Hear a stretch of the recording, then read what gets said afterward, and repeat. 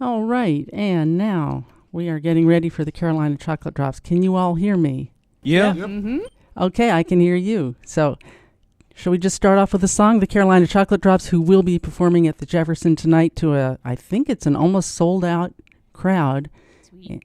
And we're very happy to have you here. So, let's have a tune. All right, it's a great pleasure to be back here in Charlottesville. Old Cat Died.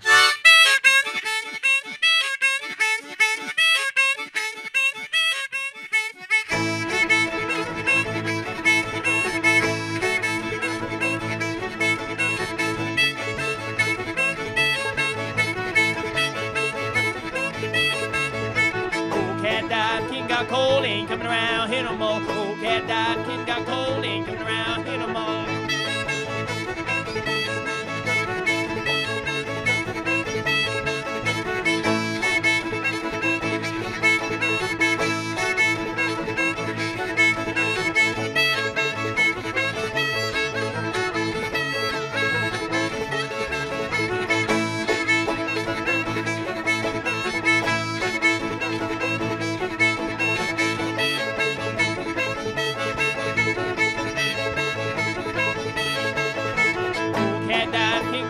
Ain't coming around here no more. Old cat died, what you gonna do? Grab my tail, put a kitten to sleep.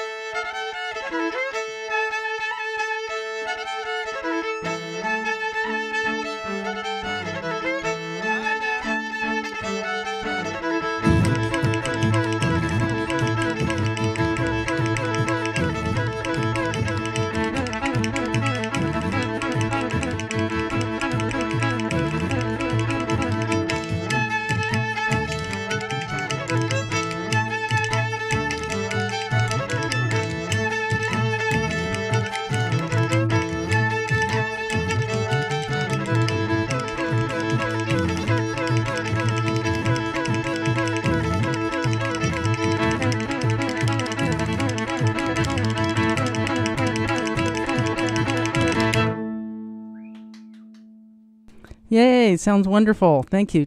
What was the name of that again? That was Old Cat Died to start it off, and then the other one was Brown's Dream in the second half. All right, so we need to have your voice a little bit louder here, but that's okay. So the Carolina Chocolate Drops, with a great deal of influence from the old African-American string bands. You all got together how many years ago? Well, that was in 2005, so that was almost about 7 years ago, almost. That would be in April. We met at a thing called the Black Banjo Gathering, which happened in Boone, North Carolina, and it was one of the first major events on the black and African roots of the banjo, and Rhiannon and I met there along with our original fiddler, Justin Robinson. And who's talking now? This is Dom Flemons. Hi, here. Dom. Okay, hey. Dom is talking. We have Rhiannon Giddens in there, and a new member, Hubby Jenkins. How you doing? Hi, Hubby. And touring with you, but not actually a member, is that right? Leyla McCalla? That's correct right there. Okay, and she's playing the cello. Yep.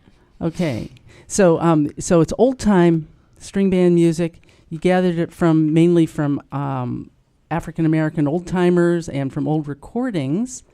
And I noticed that Dom had a little panpipe or a set of reeds in your back pocket. Did you make that yourself? Oh, I didn't make it myself, no. When I was actually at the Black Banjo Gathering, I had a great interest in this instrument called the quills here, and I met a great fellow by the name of Mike Seeger, who was also there at the Black Banjo Gathering, and I said, where did you get those quills? Because I heard his great recording of Tennessee Dog, where he plays the banjo and the quills, and so he got me in touch with the fellow who makes them. That's great. Great guy out of Santa Rosa, California. Okay, because we knew Mike Seeger very well here at WTJU, but the quills, that goes back to that tune that everybody loves so much, I'm Going Fishing, Everybody's Going Fishing. Oh, yeah. That guy, he, what was his name, Henry Thomas? That's right, Henry Thomas. Ragtime Thomas. Mm-hmm. Yeah, he played the quills, and I think some people are a little bit surprised to hear that sound in there, but I think any old homemade instruments were part of what people played,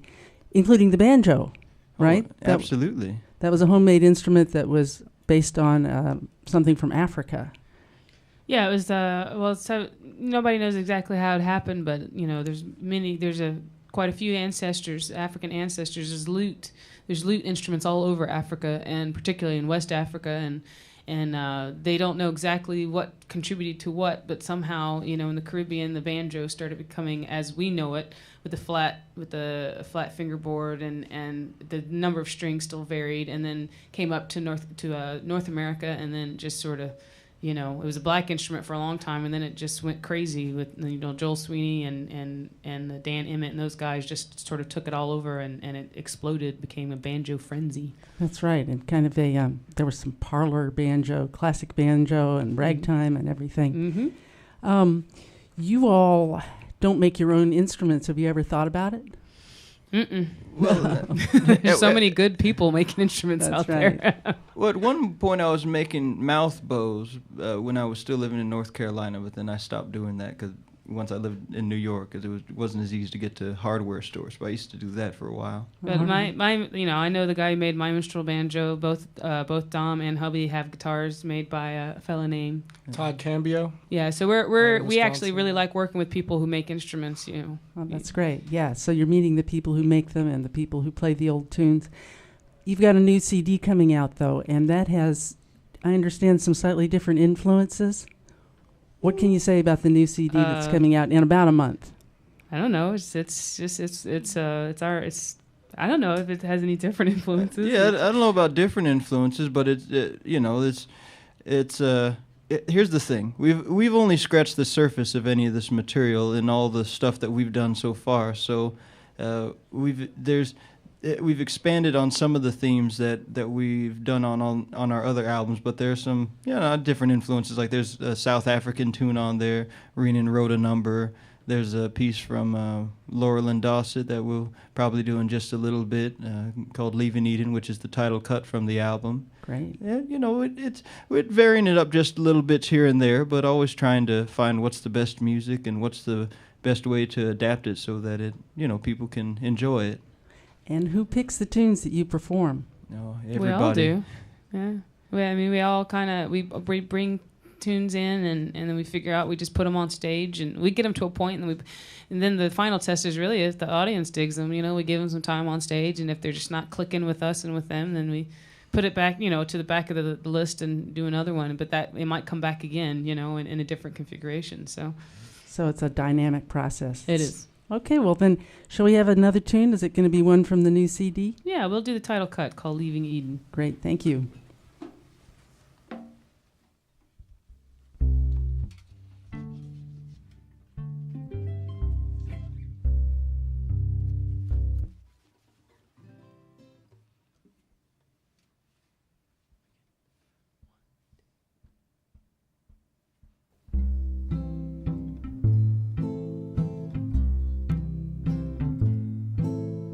Hush now, don't you wake up. We'll be leaving at first light. Mama's buying you a mockingbird to lull you through the night. Across the den by morning, here's a blanket for you to share. They're building down in Georgia. Daddy hears he'll find work there. And the mockingbird can't sing like the crying of a dove.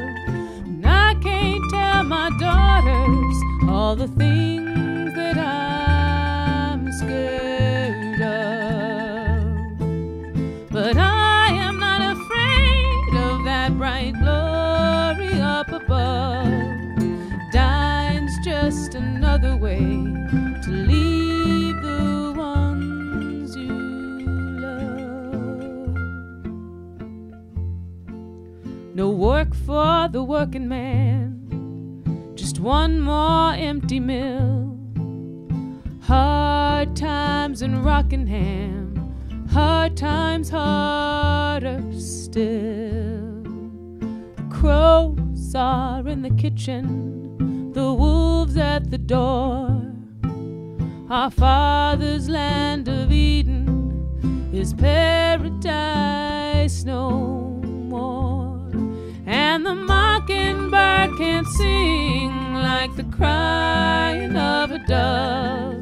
And I can't tell my daughters all the things that I'm scared of. But I am not afraid of that bright glory up above. Dying's just another way to leave the ones you love.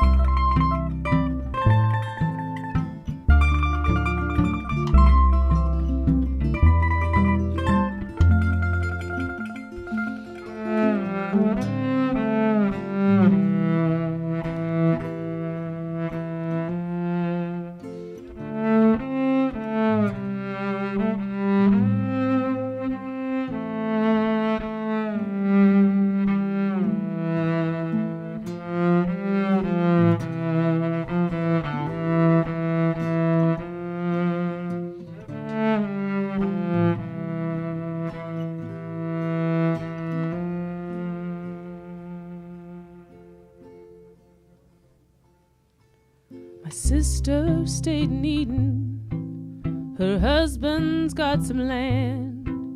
An agent for the county thinks that they might make us stand. It's a hard life for working with nothing much to show. It's a hard life for leaving with nowhere to go.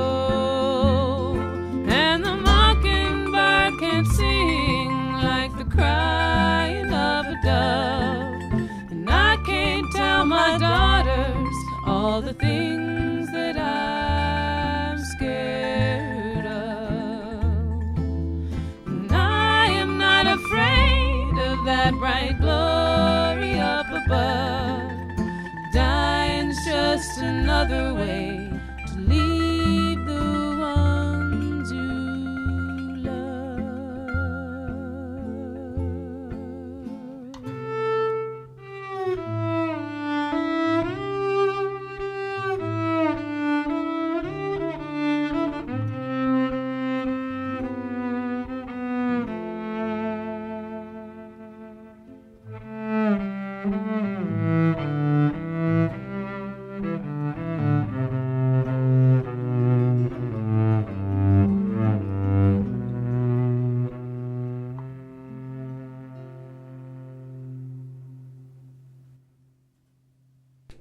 Wow, that's beautiful. Thank you. That is really beautiful.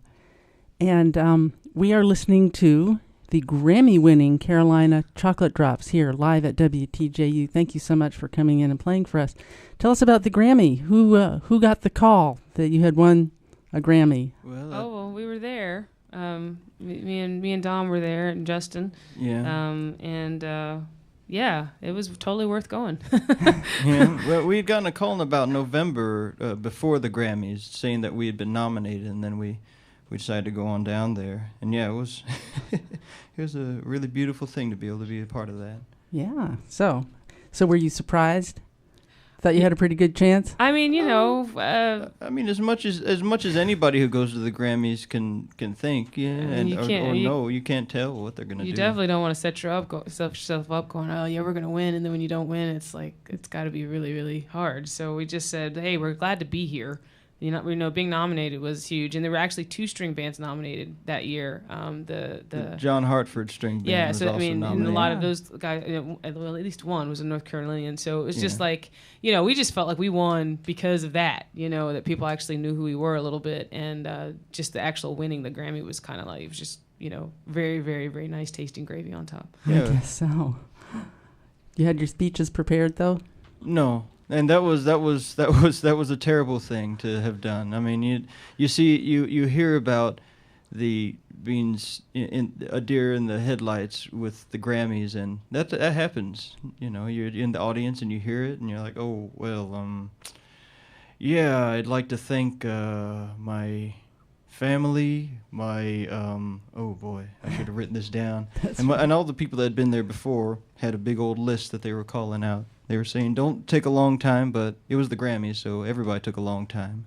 Oh. Well, that's funny, too, because people who've seen you perform know how you are not at a loss for anything on stage, that you guys are extremely comfortable performing, and you put on a really nice, dynamic show. It's not just the music, it's also the whole interaction of you guys that makes it so much fun. So that's kind of funny to hear about being sort of struck dumb at the Grammys. Well, it's different than a show, you know. It's like at Grammys, it's, you know, you're staying next to all these other Herbie Hancock, and, you know, we got the award from Esperanza Spalding and Bobby McFerrin. I mean, what do you say to those people? You know, at least when you're in your own concert, you got some preconceived notion everybody wants to be there, you know. That's right. That's right. Well, that is wonderful, though. Congratulations on that. Thank you. And I expect you're going to get some really nice attention for this new CD. Called Leaving Eden, and you sang that beautiful song from it called Leaving Eden. And you're going to be at the Jefferson tonight, and you're going to be performing old and new, probably. Mm-hmm. Absolutely. Got something else to play for us right now? Yeah. Let's get you another one that you're singing on that's from the new album. This is one from 1929. It's a tune Ethel Waters first recorded back in it's a divorce song. Great. She was called String Bean back then, wasn't she? Yeah. Okay. Thank you.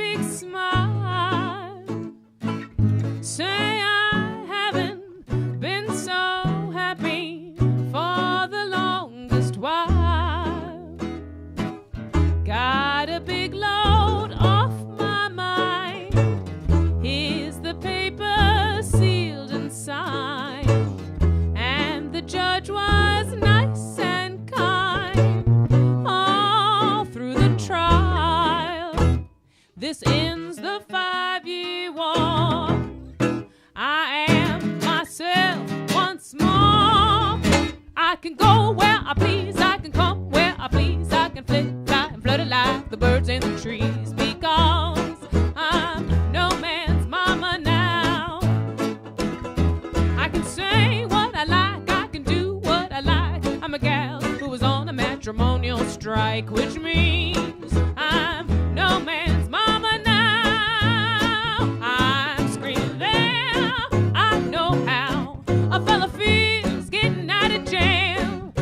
I've got twin beds, and I take pleasure in announcing one's for sale. Am I making it plain? I will never again drag around another ball and chain, because I'm no man's mama now.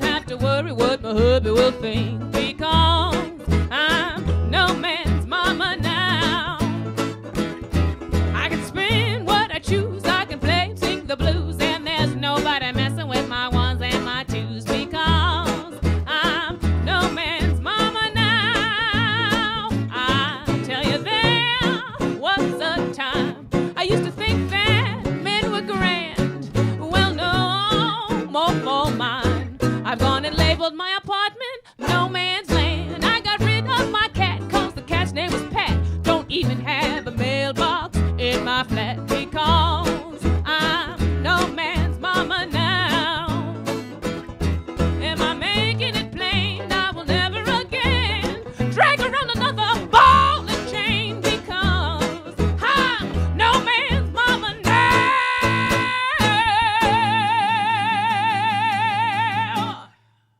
All right. You have a great voice.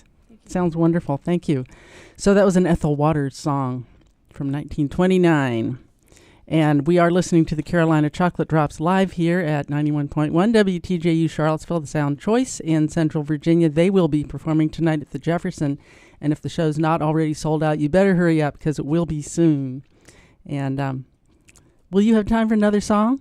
We do? Yeah. Oh, good. Oh, good. A few years back, I played at the Charlie Poole Festival out in Eden, North Carolina, very similar to the Eden Rhiannon sung about. And, I got to play on the radio over there in Chapel Hill with Kenny Rohrer, who's the foremost expert on Charlie Poole. And so I learned this tune from him. And so this is the Milwaukee Blues.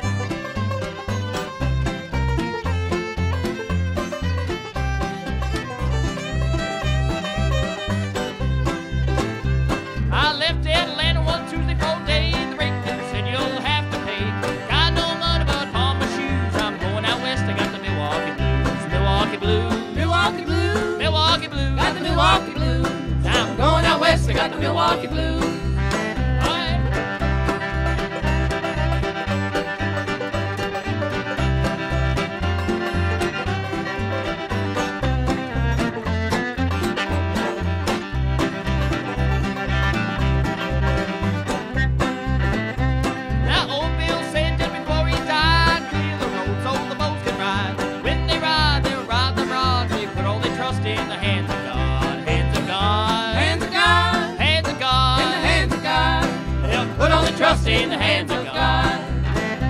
Now old Bill said that before he died, 2 old notes that he liked to ride. Old Bill, what can there be? It's the Southern Pacific and the Santa Fe. Santa Fe. Santa Fe. Santa Fe. And Santa Fe.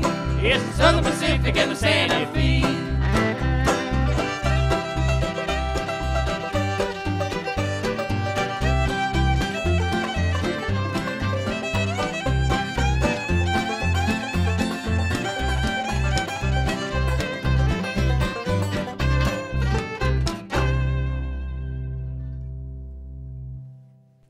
Hooray, that was great. Thank you. Makes me think of the old medicine show music.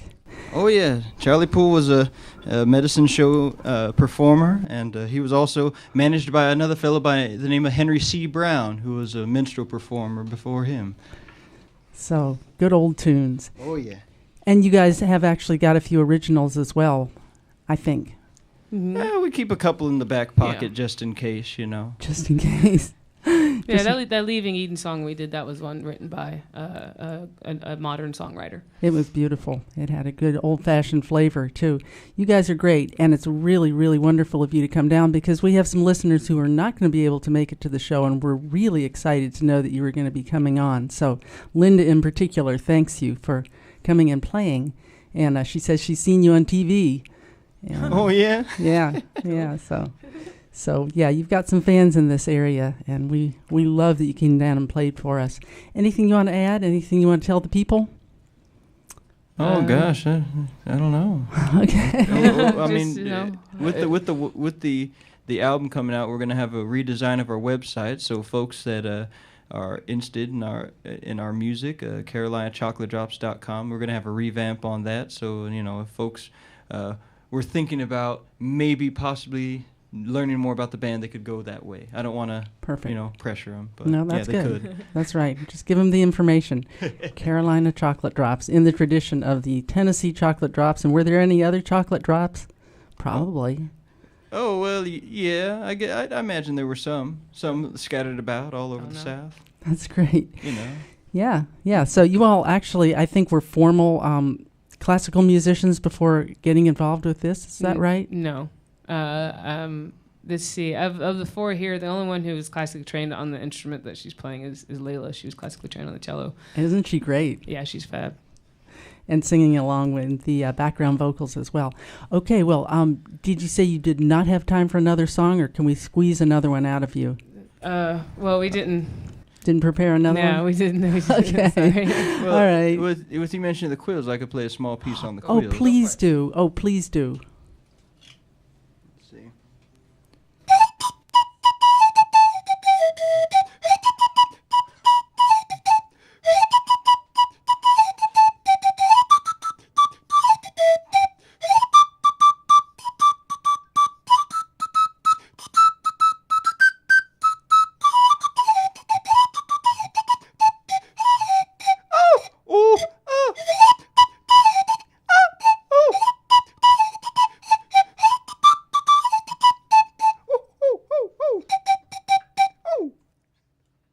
Wow, great. That was like a dog chasing the turkey around the straw. Oh yeah. Wonderful. Thank you so much. Thank you all for coming down, and we really love you here in Charlottesville. I'm gonna go out playing a song, "Old Corn Liquor" by Joe Thompson, who was one of the people that you all met up with early on. And again, thanks so much for coming down. Oh yeah. Pleasure to be here.